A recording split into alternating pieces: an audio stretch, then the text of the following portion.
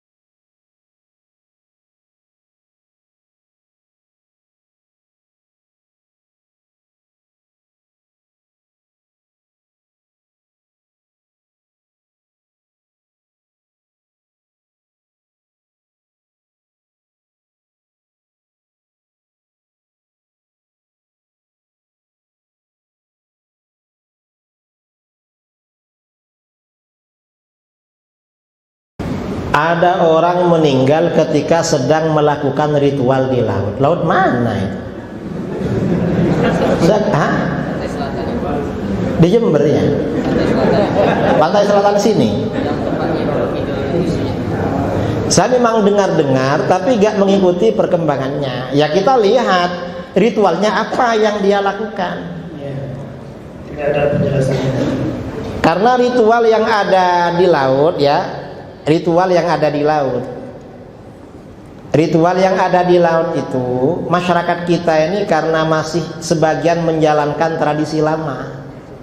Kalau orang yang laut itu ada tradisi petik laut, larung laut, membuat sesajen, dibuang ke laut, persembahan kepada jin penjaga laut. Itu hukumnya bagaimana? Itu haram, dosa besar, dan bisa syirik, bisa mengantarkan pada kesyirikan, bisa syirik. Ya kalau seperti itu ya gak bagus kalau meninggalnya ritual itu. Ya kalau ke laut misalnya baca sholawat atau apa, ya gak apa-apa, ya bagus kalau gitu. Ini kan gak jelas ini. Jadi lihat ritualnya bagaimana, apa yang haram, apa yang syirik, apa yang halal. Tergantung. Jangankan yang di laut, yang di darat ya tergantung juga sebenarnya orang meninggal itu. Apa yang dilakukan? Ya mudah-mudahan kita semuanya husnul khatimah. Amin Allahumma. Pertanyaan kedua. Pertanyaan Ustaz, apa pandangan Ustaz tentang akidah Quraisy Shihab? Kenapa hukum berhijab bagi beliau tidak wajib, cukup berpakaian sopan saja? Tolong jelaskan Ustaz.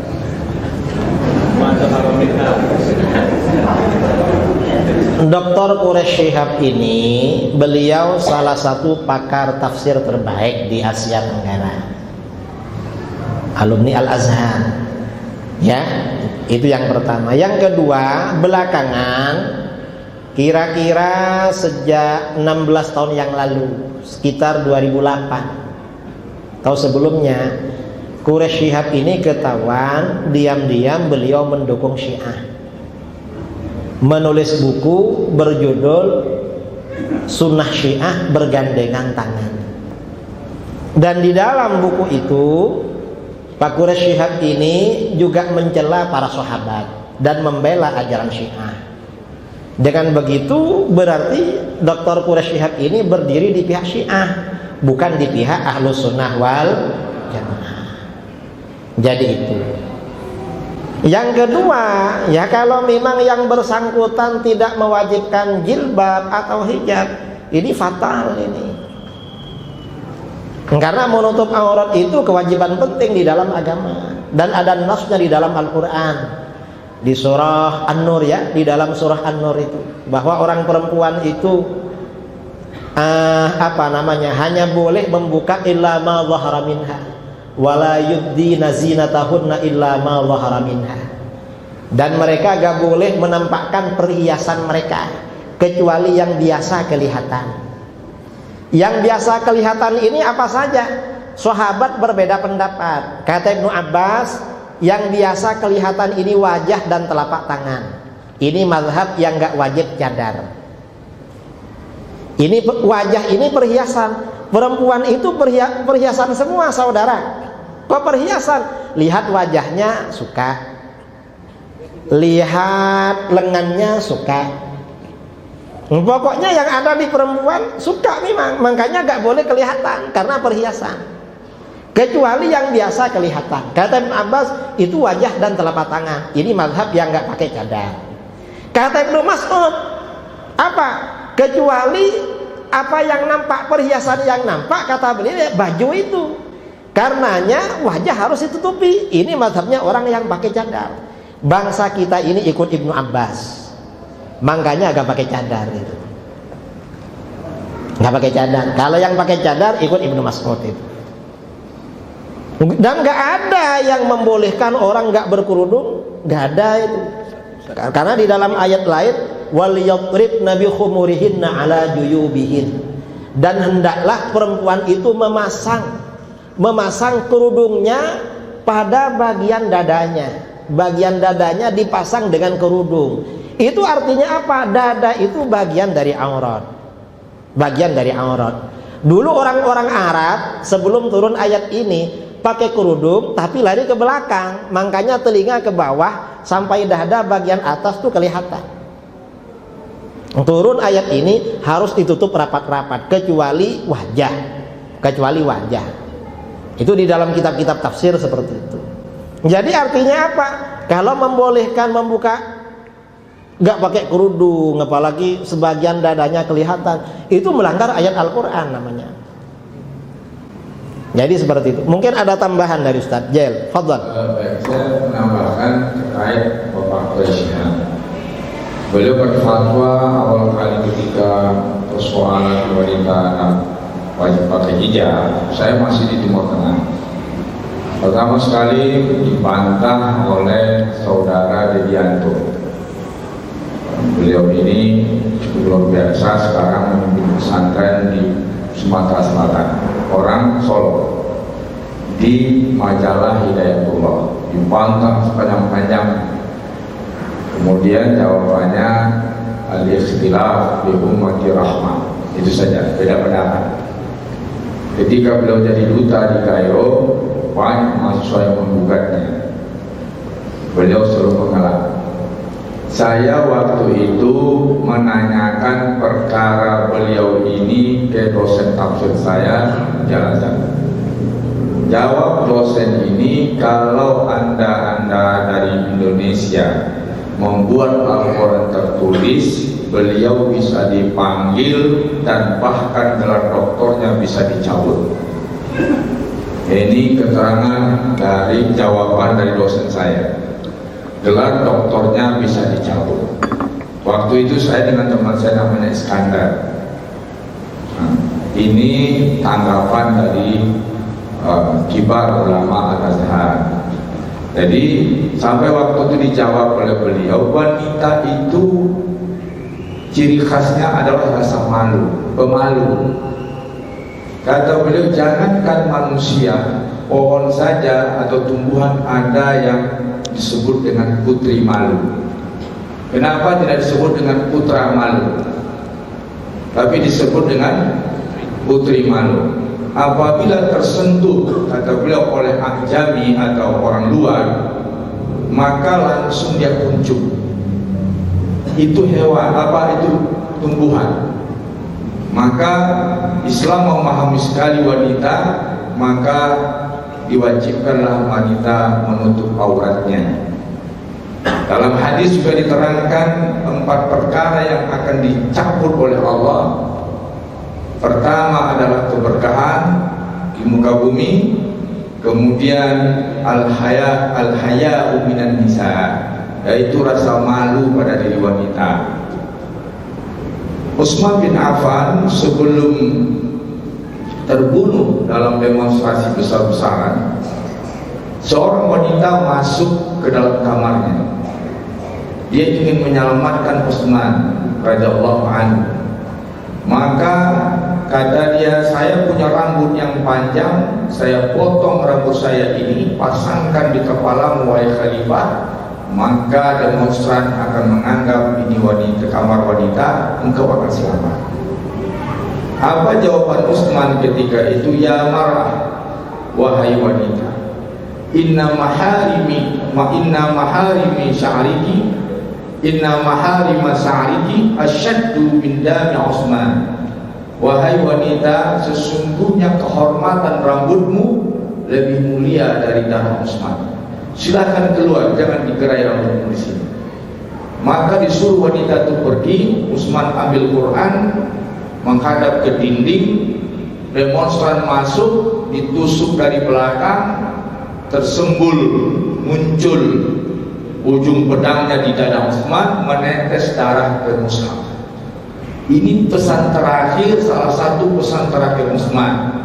Kehormatan rambut wanita itu lebih mulia daripada darah Utsman. Ini luar biasa. Jadi ini penting.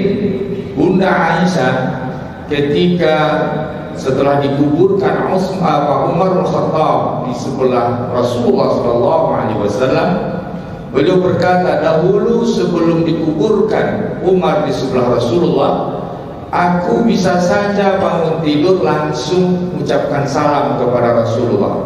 Rasulullah adalah suamiku dan kemudian Abu Bakar adalah ayahku.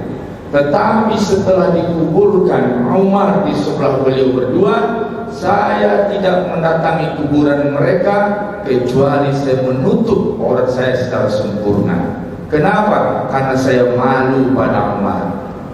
Coba bayangkan, sudah meninggal Umar, Aisyah masih malu jika auratnya terbuka.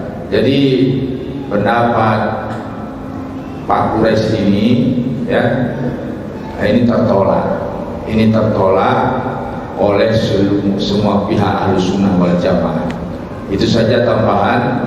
Bahkan ini saya bersaksi nih, kata doktor tafsir saya, kalau diajukan secara resmi maka bisa gelar doktornya dicabut oleh Al-Azhar. Terima kasih. Yang pertanyaan selanjutnya, apa pandangan Pak Kiai kepada Banser yang suka bubarkan pengajian, ada yang joget-joget dan tahlilan di gereja? Itu nggak bisa saya tambahkan. Itu nggak bisa ditambahin. Itu hanya sebagian. Joget-joget sama wanita, siapa saja itu gak boleh, banser atau bukan banser, siapa saja gak boleh. Itu yang pertama. Yang kedua, kalau mengikuti acara ritual agama lain itu gak boleh juga. Apakah menjaga Natalan, ikut acara Imlek. Kemarin kan Imlek ya, gongsi pacai ada di Padang. Ada pojok kanan sedikit ya. Ikut Imlek, ikut Natalan itu gak boleh. Yang gak boleh apa? Ya apa saja. Menjadi security gak boleh. Terus menjadi, ini memang fenomena luar biasa sekarang. Hati-hati ya. Awalnya dulu saudara-saudara kita ini mengucapkan selamat Natal, selamat Hari Raya Natal ya. Awalnya begitu. Lama-lama gak puas, akhirnya ikut menjaga security. Lama-lama gak puas, akhirnya masuk ke dalam, bawa tim hadroh, baca sholawat di dalam. Loh, kamu kok ikut itu? Loh, kita baca sholawat katanya. Ya walaupun baca sholawat, itu kan meramaikan acara mereka. Kalau nanti mereka bales, kita bikin acara Isra atau bikin acara Maulid, mereka datang bawa tim paduan suara. Gimana kira-kira acara kita? Kacau kan? Kan nggak boleh. Makanya di dalam Al-Quran ya, dalam Al-Quran Allah Subhanahu Wa Taala berfirman, "Walladzina la yashhaduna az-zura wa idza marru bil lagwi marru kirama." Hamba-hamba Allah yang Maha Pengasih itu diantaranya lagi adalah mereka yang tidak menyaksikan kepalsuan. Apa yang dimaksud tidak menyaksikan kepalsuan? Mayoritas ulama salaf menafsirkan la yahduruna a'yadal kufar, tidak menghadiri hari raya orang kafir. Gak menghadiri hari raya mereka. Mengapa gak menghadiri? Kata Imam Ar-Razi, kalau hadir ke situ itu menjadi pertanda dia rela terhadap kekufuran. Sedangkan rela terhadap kekufuran itu kufur. Walaupun kita gak mengkafirkan ya, gak mengkafirkan. Karena kalau orang jaga gereja, kalau tujuannya rela terhadap kekufuran itu kufur. Kalau gak rela, cuma dia gak tahu, ya gak kufur. Ya cuma dia harus tahu kalau itu gak boleh. Kalau dia cuma cari uang, ya dosa besar. Kalau gak rela pada kekufuran, dosa. Itu sama-sama gak boleh sebenarnya. Para ulama di dalam kitab-kitab fikih, di kitab-kitab tafsir memfatwakan seperti itu. Jadi masalah ini ya samalah hukumnya. Joget-joget atau apapun, siapa saja yang melakukan, banser atau bukan sama saja. Sama-sama gak boleh.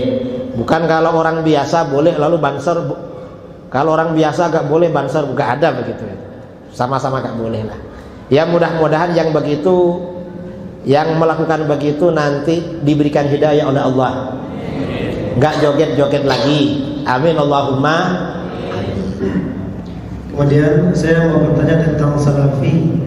Bagaimana cara kita untuk membasmi para wahabi yang mengaku salafi, yang kerjaannya hanya memecah belah umat sekarang, terutama di Sumbar ini? Jadi begini, caranya bagaimana? Ini tidak fokus salafi ya, tapi semua aliran yang tidak benar. Cara membasmi aliran-aliran yang tidak benar itu caranya bagaimana? Caranya pendekatan keilmuan. Kita ini kalau ada majelis ilmu seperti ini yang rajin ngaji, dengarkan baik-baik. Nanti kalau ada tetangga salafi, hasil kajian kita sampaikan pada mereka.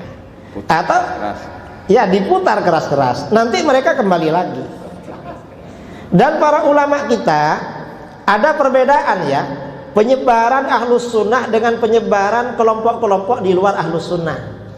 Kalau Syiah Salafi penyebarannya kalau dulu melalui kekuatan militer. Dulu di Iran itu mayoritas ahlus sunnah wal jamaah. Lalu begitu dinasti Safawi yang beraliran Syiah itu berkuasa, dibantai semua. Yang gak ikut Syiah dibantai. Akhirnya orang-orang bersyiah. Di Saudi Arabia dulu begitu, Wahabi itu gak ada saudara. Wahabi itu yang sekarang aku Salafi. Ya sebenarnya Wahabi bukan Salafi itu. Cuma Wahabi Salafi. Mereka awalnya pakai menggunakan kekuatan militer Saudi Arabia, dibantu oleh Inggris. Kemudian sekarang ini Syiah maupun Wahabi pendekatannya bukan militer, tapi apa? Pendekatannya finansial. Banyak dikasih fulus, banyak dikasih uang. Akhirnya orang-orang itu ikut ke sana. Ya kalau orang ikut aliran-aliran karena fulus, ya kita harus bantu fulusnya untuk mengganti, nanti balik lagi sama kita. Tapi kalau karena faktor syubhat, pakai ilmu itu bisa. Syubhat artinya dia ada pikiran-pikiran yang mengganjal di hatinya, terpengaruh dengan Salafi atau Syiah. Kalau disampaikan dalil-dalil yang benar, nanti bisa balik lagi. Dan sekarang ini sudah ada banyak ya di mana-mana orang-orang Salafi setelah mendengar ceramah-ceramah Ustadz Abdul Somad, ceramah-ceramah Buya Yahya, ustadz-ustadz yang lain ya, mungkin juga Ustadz Jel, di mana-mana akhirnya sadar kembali kepada Ahlus Sunnah wal Jamaah. Saya ini pengalaman. Kira-kira bulan Desember, awal Desember, saya ini safari ke suatu daerah di kota, di daerah di Jawa. Ternyata saya dijadwal di masjidnya Wahabi. Karena saya ini dianggap NU garis lurus, di masjid NU gak boleh. Karena NU-nya yang mungkin di situ yang tidak pro kelompok saya. Akhirnya saya dijadwal di masjid Wahabi. Saya protes sama kawan-kawan, loh, saya kok dijadwal di situ? Loh Kiai, mereka itu mau kok katanya. Ya walaupun mau gak enak pikiran. Ya sudah. Ya karena sudah terlanjur terjadwal, saya datang ke sana. Begitu sampai di sana, saya ini ya sudah pakai gamis ya. Pakai gamis saya paling mahal waktu itu. Lah orang-orang tuh salaman gini aja. Gak ada yang hormat, gak ada apa, kayak kawannya. Beda ini dengan masjid saya di mana begini. Habis itu saya diminta jadi imam, saya jadi imam. Setelah itu saya ceramah. Yang saya ceramahkan itu tentang akidah Ahlus Sunnah wal Jamaah seperti tadi, keagungan Rasulullah SAW. Saya ceramah itu. Saya gak bilang Ahlus Sunnah, gak bilang Asy'ari, gak bilang apa. Saya bilang Al-Quran hadis. Kita ini harus ikut Al-Quran hadis. Saya terangkan akidah Ahlus Sunnah wal Jamaah, bahwa Rasulullah makhluk paling mulia, umatnya umat paling mulia, dasarnya ini. Apa yang terjadi saudara? Selesai ceramah, satu masjid itu cium tangan semua. Pas mau pulang mereka bilang, Kiai kapan kesini lagi? Jangan cuma sekali lah katanya. Nah artinya apa? Kalau ilmu agama disampaikan, ilmu Ahlus Sunnah disampaikan, hatinya menjadi lembut, berubah saudara. Dan sudah banyak yang berubah itu. Dan yang berubah kembali ke Ahlus Sunnah bukan cuma pengikutnya, tetapi ustadz-ustadznya juga banyak di Jawa. Saya pernah dialog dengan ustadz-ustadz Wahabi sekitar 50 orang, alumni Timur Tengah, ada alumni Yaman, alumni Saudi. Dan mereka sekarang sudah berubah. Sudah gak mau lagi sama Salafi. Bahkan kalau jumpa saya, cerita yang lucu-lucu waktu Wahabi dulu. Dia ceritanya apa? Saya ini dulu di Yaman Kiai, di Syemukbil. Kalau hari Jumat, saya dan kawan-kawan mendatangi murid-muridnya Habib Umar. Murid-muridnya Habib Umar kalau hari Jumat itu ke makam para aulia. Kami dulu bilang begini, ini jauh-jauh dari Indonesia ke sini, kerjanya cuma ke kuburan. Kami ngolok-ngolok maksudnya. Terus sekarang gimana? Ya malu katanya. Ternyata kita yang salah. Sudah terjadi perubahan. Karenanya kalau Ahlus Sunnah ini ingin berkibar, ya memang kajian-kajian keilmuan Ahlus Sunnah wal Jamaah harus disemarakan. Kalau semarak, maka nanti jamaah akan kuat akidahnya. Kalau sudah kuat gak ngaruh mereka. Kecuali yang ngaruh ya kalau yang dikasih uang itu aja. Karena memang banyak pakai uang. Dan di daerah saya, dai Wahabi yang terkenal itu dari Sumbar. Di daerah saya di Jawa Timur itu orang Sumbar saudara. Jadi di Sumbar ini dibuang ke tempat saya malah itu.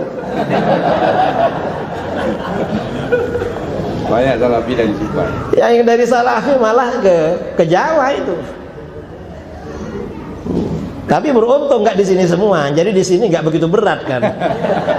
Hanya dibagi-bagi, bagi rata ya. Di mana-mana. Jadi itu caranya. Saya kira memang pendekatan keilmuan memang yang paling bagus itu. Dan saudara ya, kalau yang punya HP, ya seringlah berjuang pakai HP. Artinya kalau ada kajian-kajian Ahlus Sunnah, share kemana-mana. Nanti ada yang dengar itu. Kalau dengar, nanti mereka insya Allah yang masih punya hati akan kembali kepada Ahlus Sunnah wal Jamaah. Wallahu a'lam.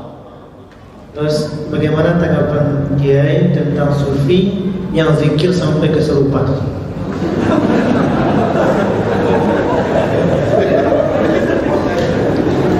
Saya gak tahu kasusnya zikir sampai kesurupan itu bagaimana maksudnya. Kalau berzikir itu sampai orangnya fana, sampai lupa kepada dunia, kepada apa, itu ya gak apa-apa seperti itu, karena saking khusyuknya. Tapi kalau kesurupan kena jin misalnya, ya itu berarti bermasalah itu. Saya gak tahu persoalannya bagaimana, seperti apa, gak tahu. Tapi ya husnudzon saya, mungkin terlalu khusyuk sampai lupa segala-galanya. Terlalu khusyuk ingat pada Allah, ya gak apa-apa kalau seperti itu. Terus bagaimana halnya dengan memakai pagar diri, di mana kita dijamin selalu terjaga oleh Allah? Apakah menyalahi akidah aswajah?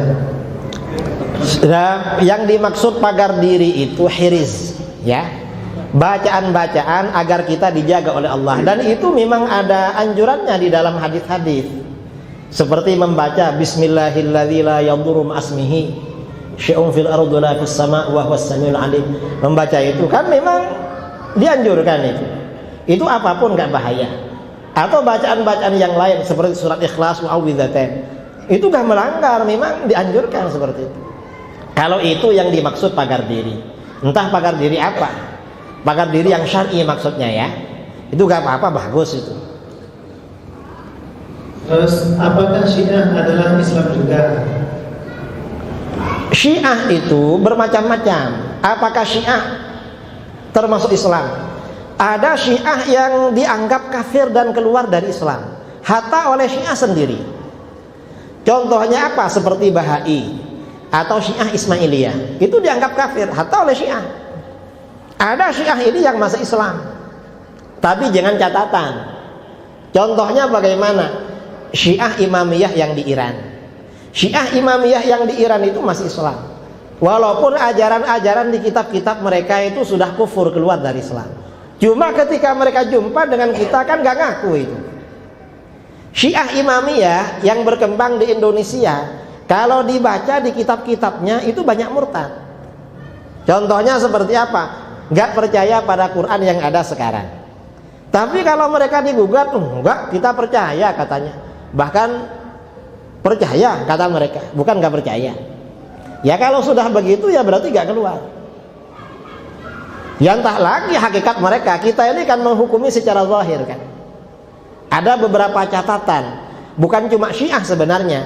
Ada beberapa kriteria yang disebutkan oleh para ulama. Suatu kelompok itu masih termasuk ahlul qiblah, termasuk golongan Islam.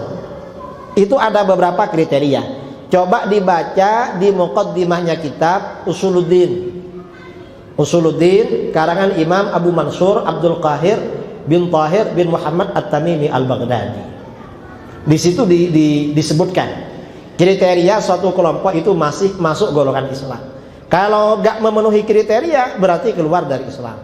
Saya pernah dialog dengan Syiah di Manado tahun 2013. Orang-orang Syiah tanya pada kami, Kiai, kami ini kan orang Syiah, menurut Kiai kami masih muslim apa enggak? Saya bilang pada mereka, kalau kalian masih percaya pada Quran yang ada sekarang, bahwa itu bukan palsu dan bahwa itu sempurna, dan kalian tidak mengkafirkan para sahabat, dan kalian tidak menistakan istri-istri baginda Rasulullah SAW, berarti kalian masih Islam. Akhirnya kata mereka, alhamdulillah katanya. Kadang-kadang sebagian Syiah itu ibadahnya masih Syafi'i. Mengapa? Ya karena dia ibadahnya dari kecil Syafi'i, Syiahnya belakangan. Syiah itu hanya ujung-ujungnya. Kadang-kadang gak paham sama akidah Syiahnya. Coba lihat dialog saya dengan orang Syiah di Medan tahun 2014. Doktor Syiahnya sama ajaran Syiahnya gak paham. Kita harus menjelaskan, saudara, kamu ini Syiah tapi gak ngerti ajaran Syiah. Kadang gak ngerti, artinya ikut-ikutan. Mengapa ikut? Syiah itu banyak uangnya. Yang ikut Syiah dikasih uang yang paling banyak. Jadi seperti itu. Wallahu a'lam. Kata-kata bid'ah sudah membuat umat berpecah belah. Apakah para ustadz yang satu perkataannya bid'ah itu dapat membuat pelakunya masuk neraka yang paling bawah? Apakah ada hadisnya? Terima kasih. Yang suka membid'ah-bid'ahkan di Indonesia kan orang Salafi Wahabi, dan mereka memang juga suka memecah belah. Suka memecah belah mereka ini Salafi Wahabi. Dan Salafi Wahabi ini memecah belah bukan hanya dengan kita, sesama Wahabinya saling menyesatkan, membid'ahkan dan mengkafirkan. Mereka memang sesama Wahabinya saling pecah. Dan di Padang tadi saya dengar-dengar katanya 2 kelompok di sini. 2. Dan bermusuhan. Tahun 2015 pernah terjadi peristiwa bom di Jakarta. Di mall ya, di Sarinah, di Jalan Tamrin. Dapat beberapa hari ada Ustadz Wahabi telepon saya. Kiai, saya mau tanya sebentar. Saya tanya duluan sama kamu. Tanya Pak Kiai, yang ngebom kemarin di Sarinah itu siapa? Itu Wahabi Kiai. Lo kok tahu? Lo saya kan Wahabi Kiai. Saya tahu sama mereka. Itu kelompoknya siapa? Ustadznya ini. Yang tukang rakit bom namanya ini. Yang ini. Mengapa itu dibom? Itu kan orang kerja di mall. Anak berangkat sekolah. Apa salah mereka? Lo Kiai, masa Kiai gak tahu? Itu dikafirkan memang sama kelompok ini. Itu dianggap ibadah, ngebom orang kafir katanya. Loh berarti itu kawan kamu? Enggak Kiai. Enggak gimana? Saya ini Kiai sudah Wahabi, masih dikafirkan oleh mereka. Padahal sudah Wahabi katanya. Kalau saya gimana? Ya apalagi Kiai, wong saya aja dikafirkan. Artinya apa? Wahabi itu jangankan sama kita, sesama Wahabinya seperti itu saudara. Pecah belah memang. Itu pecah belah. Nah, saya kira masalah bahasan bid'ah nanti mungkin kapan lah Ustadz Jel yang menjelaskan di sini secara tuntas. Allahu a'lam. Bagaimana tanggapan Kiai tentang kebijakan yang akhir-akhir ini merugikan umat Islam?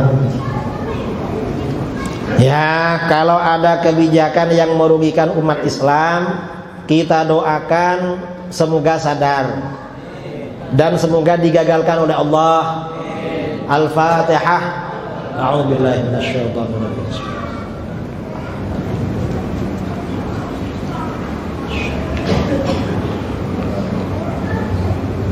Jadi seperti itu.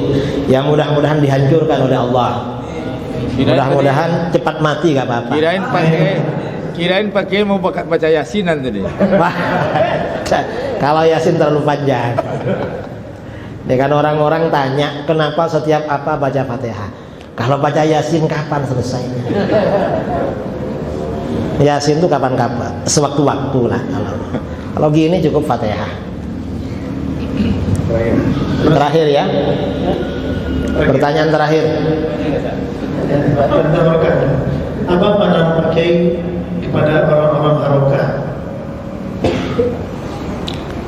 Harokah itu artinya pergerakan. Ya dilihat pergerakannya. Saya UAS kesana kemari itu pergerakan namanya. Bergerak terus. Ya dilihat pergerakannya, motifnya apa. Kalau motif politik ya kita agak ikut-ikut. Kalau motifnya keilmuan ya kita memang di akhir zaman ini untuk menyelamatkan umat pakai ilmu. Dalam hadis riwayat Ibnu Majah dari Abu Umamah Al-Bahili radhiyallahu anhu, sabda Rasulullah sallallahu alaihi wasallam, takunu fitanun yumsi fiha ar-rajulu mu'minan wa yusbihu kafiran. Akan ada fitnah-fitnah di akhir zaman. Artinya fitnah akidah ini. Seseorang sebab fitnah itu yang sore-sore beriman, paginya menjadi kafir. Kadang sorenya masih ahlus sunnah, paginya menjadi aliran sesat.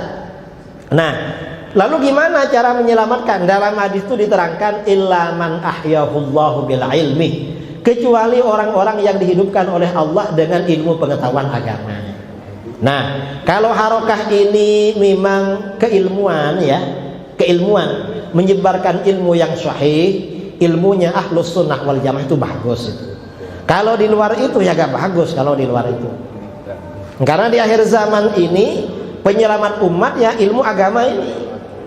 Terjadinya berbagai hal di negeri kita ini karena minimnya ilmu.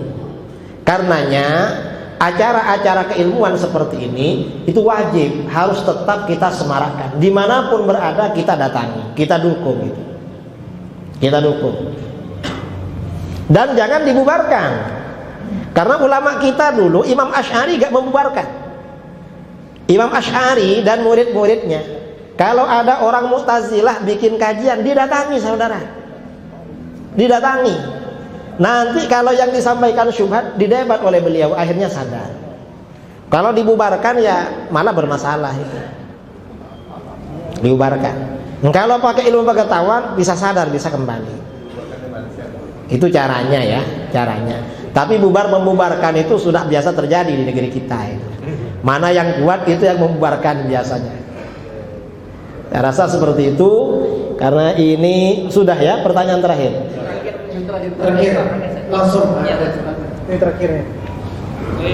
Satu lagi saya baik, bismillahirrahmanirrahim Ustaz. Perkenalkan, nama Ana Jamal dari kampus Quran Stepik Sumber. Ingin bertanya Ustaz terkait tentang tradisi zikir yang ada di kampung Ustaz. Kebanyakan dari kampung Ana Ustaz itu ketika kita bertahlil itu kan kita kan Kampungnya di mana? Di mana kampungnya? Dari Pariaman Ustaz.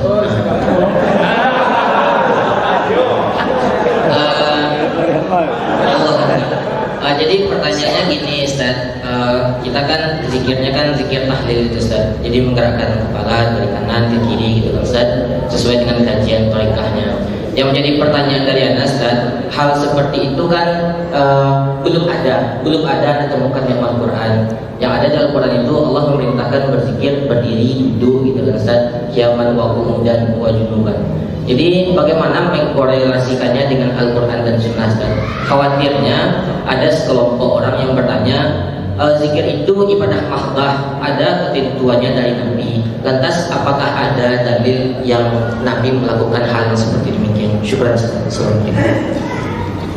Assalamualaikum warahmatullahi wabarakatuh. Baca zikir berjamaah sambil goyang-goyang itu tidak apa-apa. Yang penting berzikir.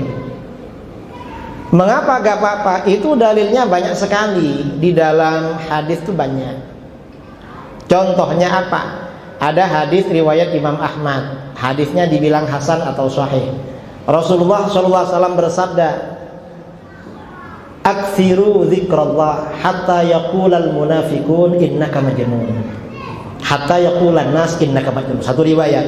Yang banyak zikir pada Allah sampai orang-orang bilang kamu gila. Kalau orang berzikir gini, gak gerak-gerak, gak dibilang gila. Tapi kalau sudah goyang-goyang, dibilang gila. Maksudnya gila zikir. Itu gak apa-apa. Memang ada kelompok yang dipersoalkan yang zikir-zikir terus. Yang joget-joget karaoke gak pernah difatwa sama dia. Gak pernah. Kalau zikir ini goyang-goyang gak apa-apa. Mengapa? Itu tambah semangat. Tambah semangat. Dan dalilnya banyak itu. Dasarnya diantaranya ya itulah. Diantaranya hatta yaqulu innaka majnun. Sampai mereka bilang bahwa kamu orang gila. Ya maksudnya karena bergerak-gerak itu. Bukan cercaan. Itu bagus itu. Yang penting zikir. Zikir itu semakin banyak semakin bagus. Makanya di dalam Al-Quran bisa berdiri, bisa duduk ya, kemudian bisa baring-baring juga gak apa-apa kok, apalagi cuma goyang-goyang gitu. Memang di dalam Al-Quran itu gak disebutkan semua, tapi yang gak disebutkan kadang dikiaskan dengan apa yang disebutkan. Kadang-kadang diuraikan di dalam hadis-hadis. Jadi gak apa-apa masalah zikir itu. Apa zikir tahlil atau zikir apalah, pokoknya zikir. Saya kira itu ya. Satu lagi jemaah tetap sini. Oh ya ini jemaah tetap ya. Hadiah mewakili jemaah tetap. Bismillah. Assalamualaikum warahmatullahi wabarakatuh. Assalamualaikum warahmatullahi wabarakatuh. Pak Ustadz, saya udah kenal Pak Ustadz dari zaman Pak Ustadz dulu sempat bertanya jawab sama Buya Sas. Bangga banget saya waktu itu dengan tanya jawab itu. Namun kemudian Buya Sas ini pula yang melahirkan Anus. Jadi saya tidak dapat lagi kritikan Buya terhadap beliau. Itu yang pertama. Yang kedua, Sas ini dijelaskan. oh ya, Said Agil Siraj, ketua Said Agil Siraj. Ya.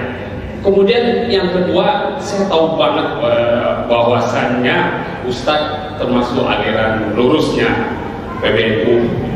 Cuman klimaknya kemarin waktu pemilihan ketua PBNU tidak satupun suara-suara itu terdengar. Apa yang terjadi? Jadi saya ingin, Kenapa bukan beliau kenapa bukan dari 4 calon itu nggak saya lihat nama-nama yang lurus. Dan apakah karena beliau pakai pesawat pribadi ke sana sehingga udah yakin saya kalau ini beliau jadi ketua. Kemudian lagi saya tahu Buya Sas mengatakan ada perwakilan NU di sana, ada perwakilan NU. Apakah perwakilan NU Yahudi ini yang paling cocok untuk ketua NU sekarang? Terima kasih. Itu aja dua pertanyaan. Kalau kita ini NU-nya NU garis lurus. Jadi memang nggak ikut. Saya waktu muktamar di Lampung, safari di Medan. Karena setelah muktamar di Jombang, saya nggak dipakai di kepengurusan. lurus? Iya. Karena lurus. Kalau lurus tuh nggak dipakai biasanya. Ya mungkin yang sebelah itu NU garis fulus. Garis fulus. Garis fulus. Saya kira itulah nggak perlu diterangkan. Saya kira maklum seperti itu. Ya itu nggak perlu dibicarakan lah. Apa yang sudah maklum. Pak Ustadz, ini saya ke depan yang saya pikir. Kedepannya seperti ini. Republik ini kan sebentar lagi akan pesta 2024. Karena NU udah bisa dikuasai, saya takutnya masyarakat Indonesia garis lurus juga nggak akan jadi pemimpin di 2024. Itu yang saya takutkan. Karena NU nomor 1 terbanyak lah di Indonesia ini. Ya itu yang memilih ya juga NU dari Padang, dari Sumatera. Ya repot begitu. Yang milih bukan saya semua kok itu. Itu saudara-saudara kita juga yang milih itu. Itu masalahnya. Ya mudah-mudahan dapat hidayah lah. Kita hanya mendoakan kepada Allah. Yang penting kita jaga diri baik-baik, jaga lingkungan, jaga masyarakat sekitar kita. Saya kira itu aja. Dan tadi gak perlu ditanya, saya kira sudah maklum. Pokoknya yang namanya pilihan, kalau banyak orang tuh mencurigakan pilihannya. Kalau pilihan secara langsung itu khawatir ada apa-apa di belakang itu. Khawatir aja lah. Nanti kalau kita bilang ada suap, ada apa, nanti kita melanggar UU IT. Tapi kalau ya kira-kira kan enggak kan. Difahami sendiri, saya kira itu ya. Kepada para jamaah sekalian, jamaah Masjid Mujahidin, dari saya yang terakhir, kurang lebihnya mohon maaf yang sebesar-besarnya. Insyaallah wabillahi taufik wal hidayah. Saya sebenarnya ingin pantun tapi lupa belum ngarang tadi pantunnya. Karena orang Melayu, orang Padang suka pantun biasanya. Orang Minang pakai pantun. Saya agak lupa, agak ngarang pantun tadi. Jadi biar nanti kalau pantun biar Ustadz Jel yang baca pantunnya. Dari saya mohon maaf yang sebesar-besarnya. Assalamualaikum warahmatullahi wabarakatuh.